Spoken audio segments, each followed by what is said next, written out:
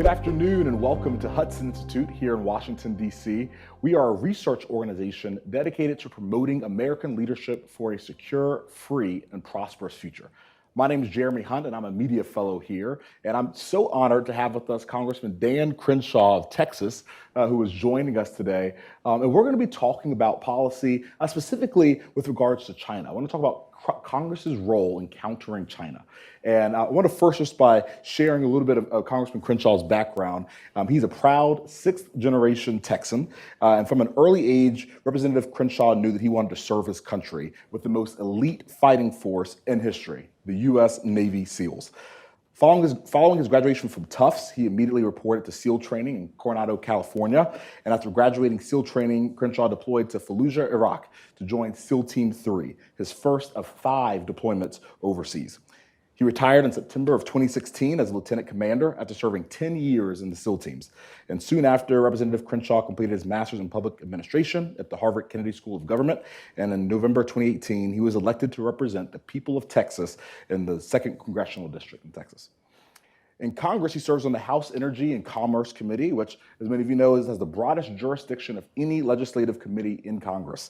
And on this committee, he serves on the subcommittee on health, as well as the subcommittee on environment, manufacturing and critical materials, and the subcommittee on oversight and investigations. And he also serves on the House Permanent Select Committee on Intelligence. And on this committee, he serves on the Central Intelligence Agency Subcommittee and the National Intelligence Enterprise Subcommittee. So it's just such a huge honor to have you here with us, Congressman. Right. And I wanted to just start off by, many of us national security-minded conservatives are celebrating what we see as a major victory of passing the foreign aid packages that just recently passed in Congress. And you were obviously instrumental with that. And you've been a voice for the importance of standing up for American leadership. And I want to just for folks at home, what is the importance of the package? Why is this? Could you walk us through just the importance of why this needed to be passed? Yeah, well, I mean, there's multiple categories within the supplemental, dealing with Taiwan, Israel, and Ukraine being the main ones, and they all get to, I think, a fundamental question of do we want a stable world where the global economy is led by the United States of America, as it has been for the past 75, 80 years, or do we want a more chaotic world that is more reminiscent of the pre-World War II era, where countries invade countries because they want their stuff? Mm-hmm. And global supply chains aren't really a thing. You don't have a lot of the modern, not just creature comforts, that's not the right way to put it, but modern technologies that save lives, make your life better, that you would otherwise have. And so that connection isn't made often enough. It's like it is about the plight of this particular people, whether we're talking about Taiwan, Israel, or Ukraine. It is about just the moral duty to stop genocide, okay, and protect human rights. But you can't do that for everyone. So you do need to explain these policies to people in a way that I think brings it back home a little bit and helps people understand what is in their self-interest. And look, it's in our self-interest to continue being the leader of the global economy. And there is a domino effect based on basic human incentives, wherein if one dictator figures out that they can just overrule a country, subjugate it, enslave it, well, then the next dictator will do the same thing, and the next one after that, and the next one after that. And that's been normal for thousands of years, by the way. That's just the human condition for thousands of years. The big difference that we're all familiar with is the post-World War II era, where we just didn't let that happen. Mm-hmm.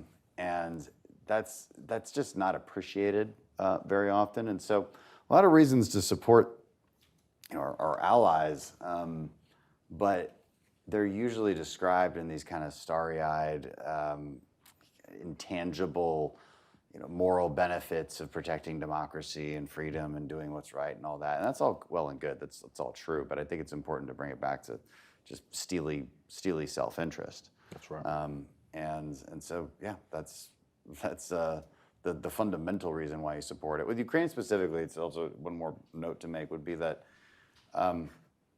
there's 2 options, okay, and people don't like to hear it this way because they want this sort of magical third option where they just get like peace or something, right, which I always think is hilariously naive. But right, it would be hilarious if it weren't such a dangerous way to think.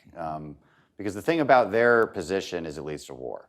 And I want you to ask, I just ask people a simple question. So our decision to vote yes or no on Ukraine aid has a very verifiable effect. And it will either mean Putin wins or he loses or at least stays where he's at. Okay, those are the two options. It is guaranteed that he's able to keep coming through if the Ukrainians lose, their access to artillery rounds and other weapons. Okay, so those are your options, whether you like it or not. And people don't like to hear that, but those are your options. And it is up to you. You have the power, and you're the only one with the power. Again, the people you're arguing with will demur and they'll say, but if Europeans could step up. No, I mean, not in this way. They can't. I mean, they've done what they can. They've pretty much matched us as a whole. So I'm just telling you, those are the two options. And then you have to convince me that the option where Putin wins and overtakes Ukraine, subjugates its people, continues this massive buildup of his own military, his own military-industrial complex as well. Their ability to manufacture additional tanks and additional artillery is pretty astounding. And now they're on the border of 4 additional NATO countries, and you're going to tell me that doesn't bring us closer to war? Right. So it's the irony of the people who scream, that they want peace, and like Marjorie's in this category. She's like, we should want peace. What a thought! I mean, what a beautiful thought.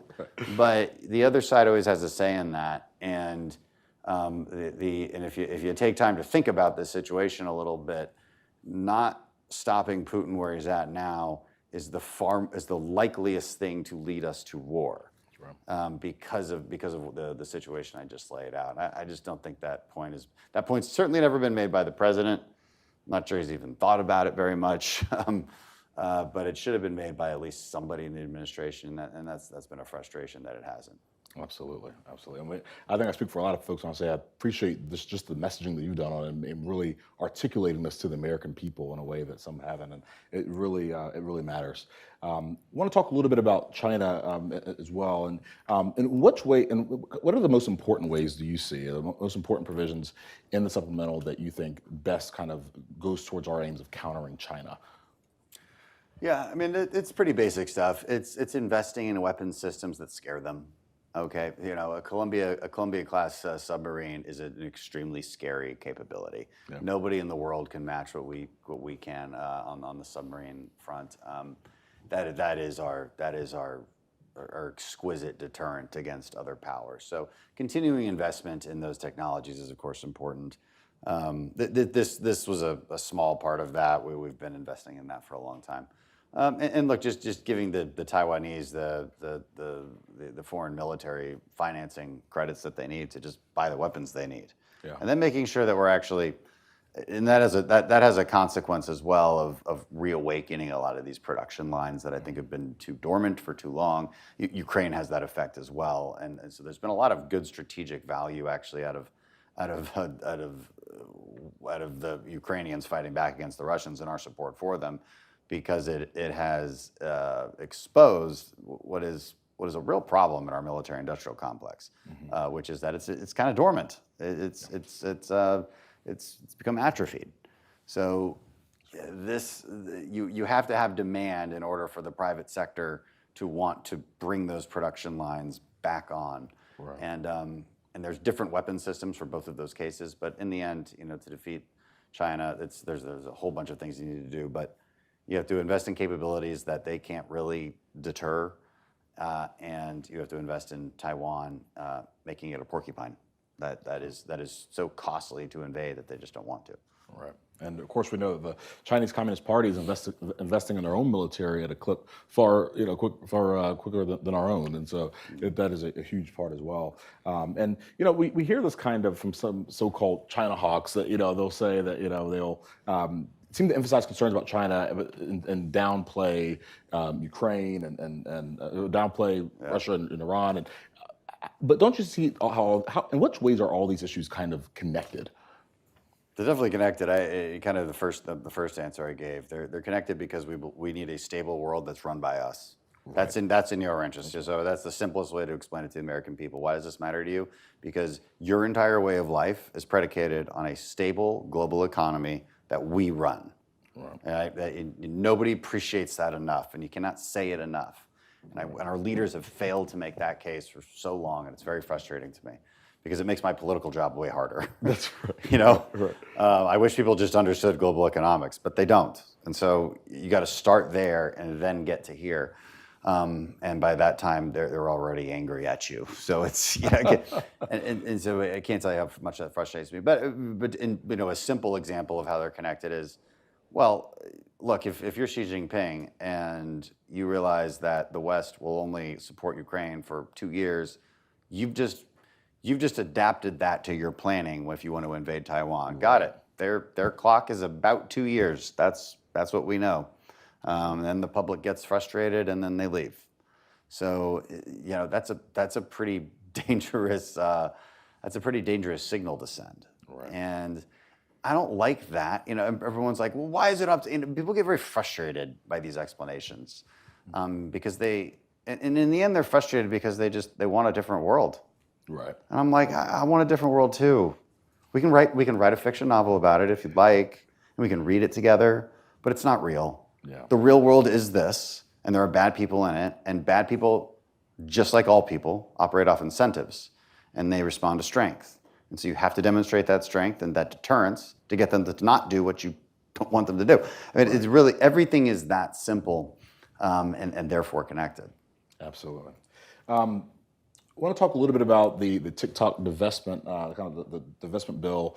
You've been at the forefront of that and really raising awareness about this issue before it, kind of caught fire. And I think for a lot of us, we've seen this coming, just how dangerous it is on so many different levels for our kids. It's dangerous in collecting data. There's just the idea that the number one news source for young people comes from the Chinese Communist Party.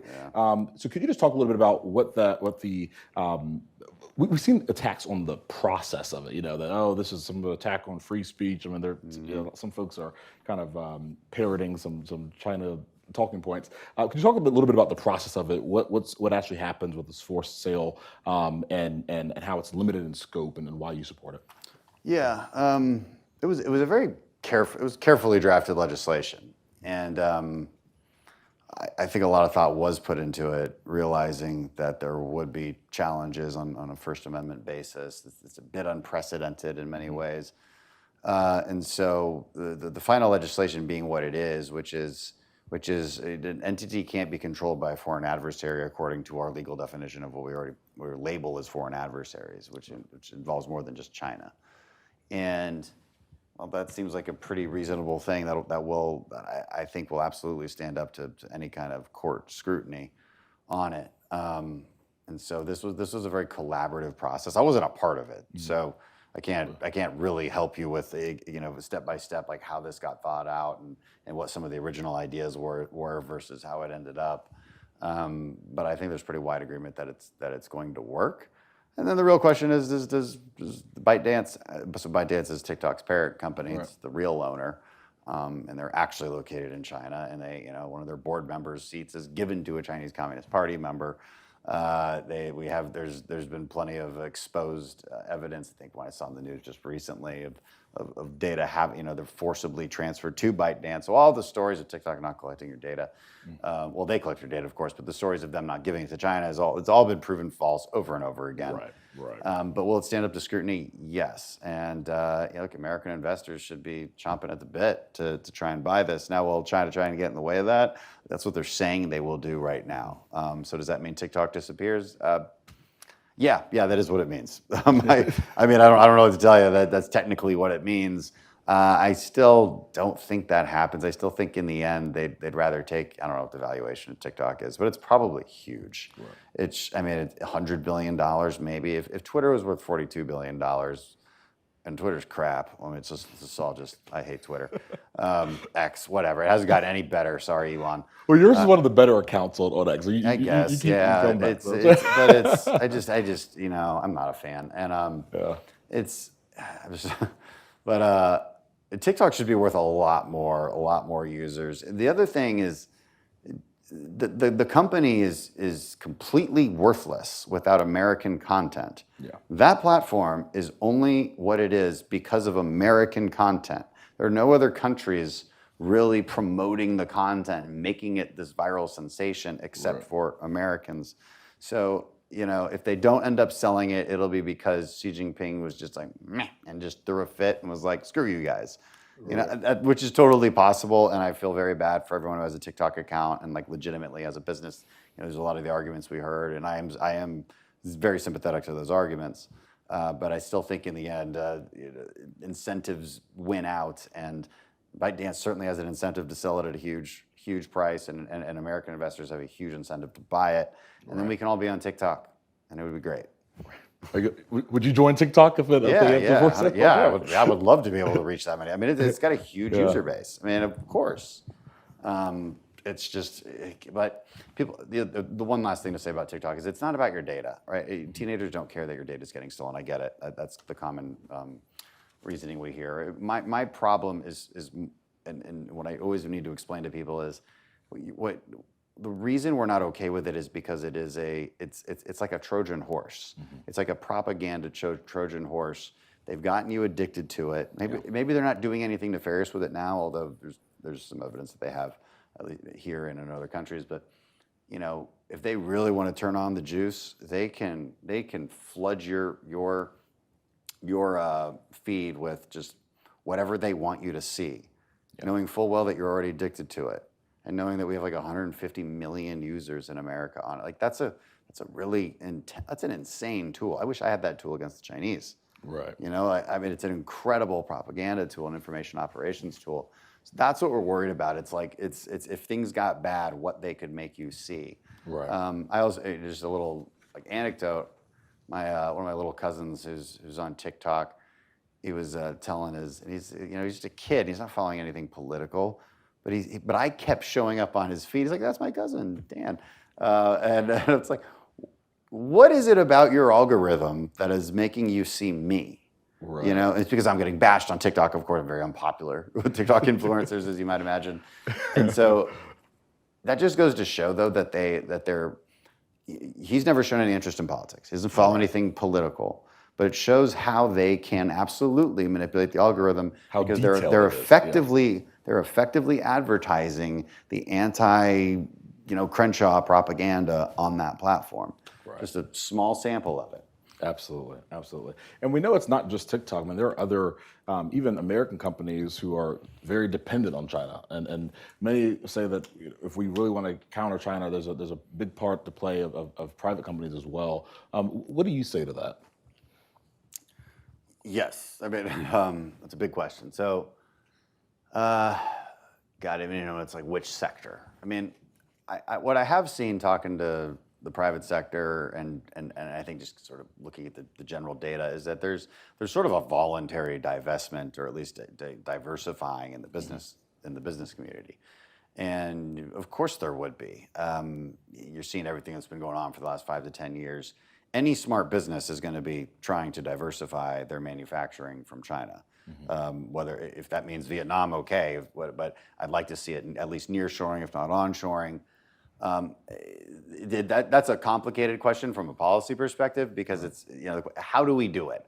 How do we get people to build something here? And the answer is always like, give them a grant. Well, fine, but then why not maybe also change some regulations so that it's just cheaper to build here in the first place. Man, not have to give them so much money in grants or tax credits. You could just waive some of the environmental review regulations that are so onerous that nobody wants to build anything.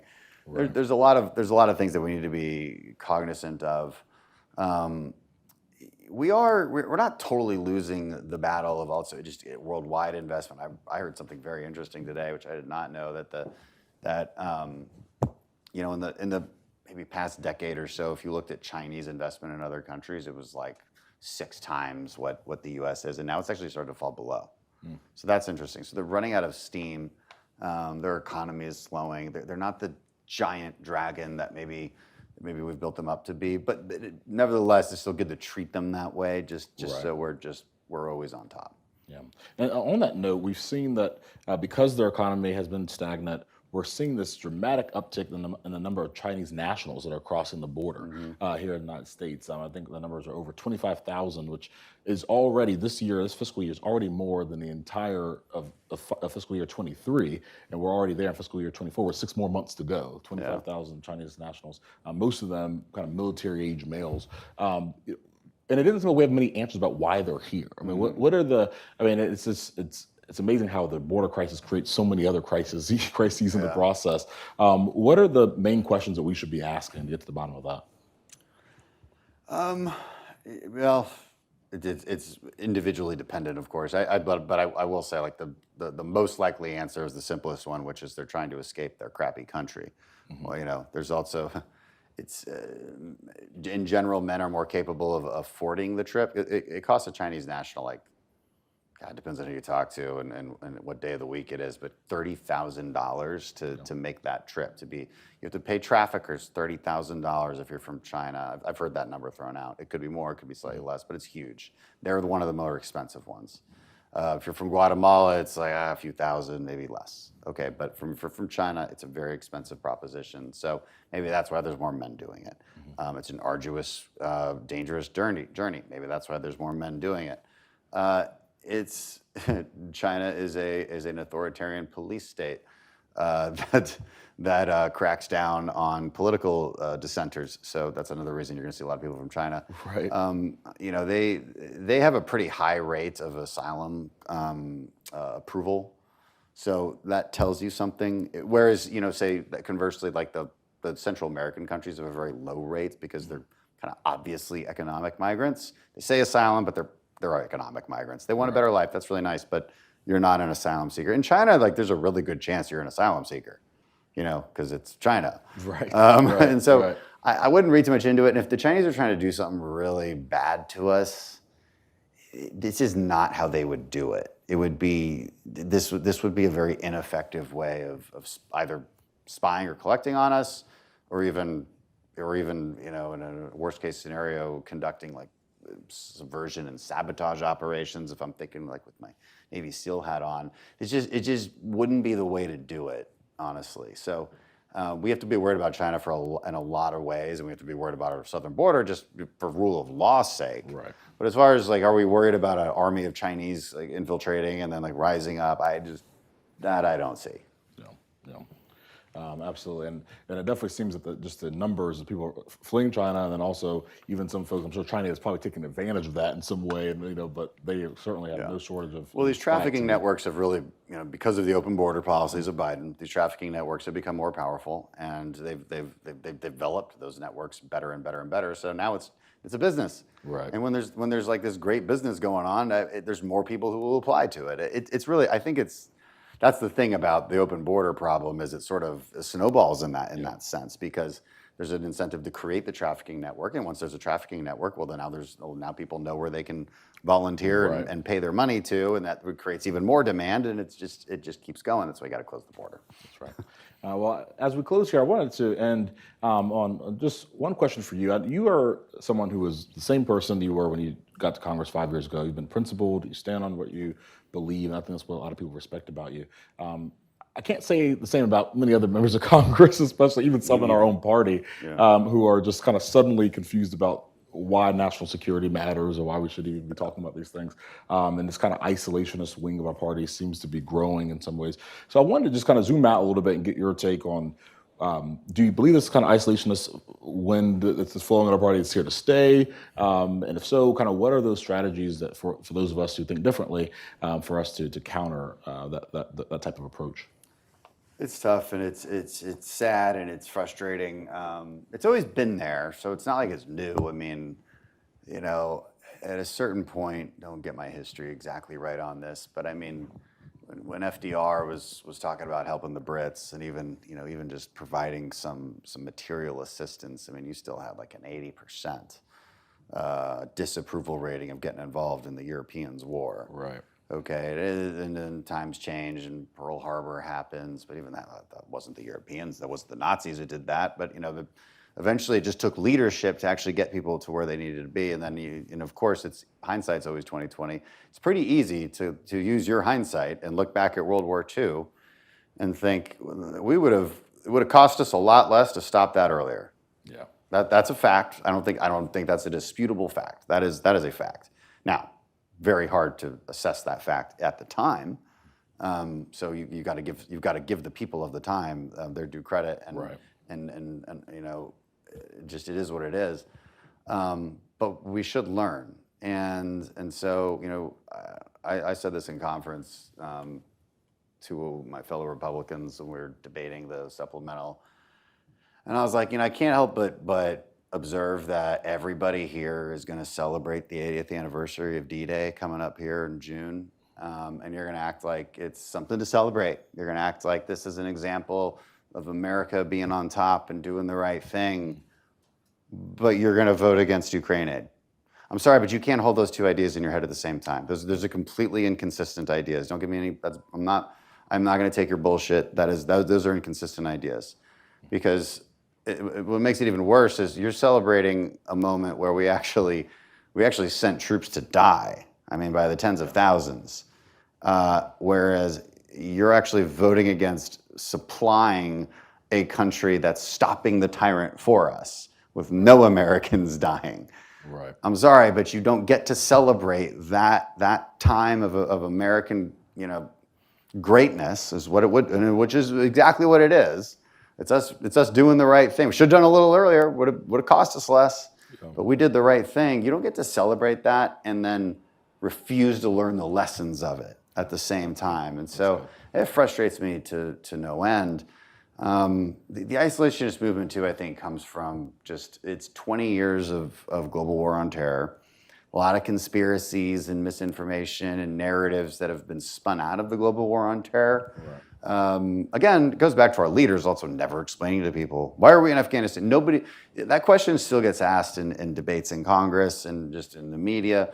What do we get out of it? Why do we do it? And it's like as just casually sort of like asking with the presumption that there's really no good answer. But there is a good answer, and it's very simple. But the problem is our leaders never actually bothered to say it. And the answer is like, why were we in Afghanistan? To prevent more 9/11s. That's it. That's why. Right. Next question, please. Like, that's it. Yeah. So, and did it work? Yeah, it worked. Did it come at some cost? Absolutely. Great cost. My friends. Like, there was a cost. And you can nitpick over whether we could have done it better, for sure. Like, I mean, but again, that's some hindsight 2020 stuff. Iraq, same thing. What do we get out of it? Iraq's a little bit more debatable. But if you're going to properly assess foreign policy, you do have to look at counterfactuals. And I think there's a really good case to be made that if we never touched Saddam Hussein, Iran would be quickly developing a nuclear weapon, and who knows where Israel would be. I mean, that is a very plausible strain of the multiverse. And that's the thing about properly assessing foreign policy is you have to live in the shoes of the Bush, administration at that time, what they knew, what they didn't know, the circumstances they were operating under. Again, hindsight's very 20/20 on these things. But I guess my point in talking about those two wars is that I think a lot of people just broke and started to default to sloganeering as their foreign policy outlook. No more endless wars, bring the troops home, and like that's as far as people think about it. Wars are bad. I understand wars are bad. Like that's not the, and you hear it sometimes too, and you hear it on social media. I hear just casually commented, after seeing all the wars we've seen, we should avoid war at all costs. And I always think to myself, like, at all costs? Because that was the French policy when Hitler was invading. That was the Neville Chamberlain's policy. I think he gets a bit of a bad rap, but it was effectively his policy. He regretted it a lot, and there is actually a cost that you shouldn't be willing to incur, and that's foreign policy is just difficult like that. Yeah. You've got to assess it case by case and do your best, but. Reagan said it best on the 40th anniversary of D-Day when he said that isolationism will never be a good option to stop war and tyranny. I'm not getting his quote right, but we should post it since this is like whatever it was really good. And isolationism is inherently naive, and it is predicated on a belief in a world that doesn't exist. in a world where everything's a million light years away and nothing touches each other, the global economy doesn't exist. That's what isolationism as a doctrine is predicated on. And so to hold that belief, and some people do honestly hold that belief. There's members of Congress that at least they're consistent. Right.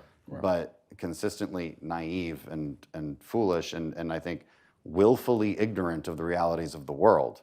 And that sounds insulting a little bit, but it is, because they call me a warmonger, so I don't care. I'm going to insult your intelligence if you're going to insult me. Yeah. And that is not a good intellectual stance to take. That to believe that your way of life will be maintained with an isolationist doctrine. Yeah. So that's how I feel about that. Well, I think I speak for a lot of us. I'll just say we're thankful for your service, not only in the military but also in the halls of Congress, sticking up for principles and actually standing for something. Even when people say ridiculous names, you just see some of the ridiculous things that have been thrown around. I like Warhawk. I'm like, Warhawk, thank you. Is that an insult? Because Warhawk. Amazing. Yeah. But I know that our country's better off with you in leadership. So we thank you. And thank all of you for joining us at home.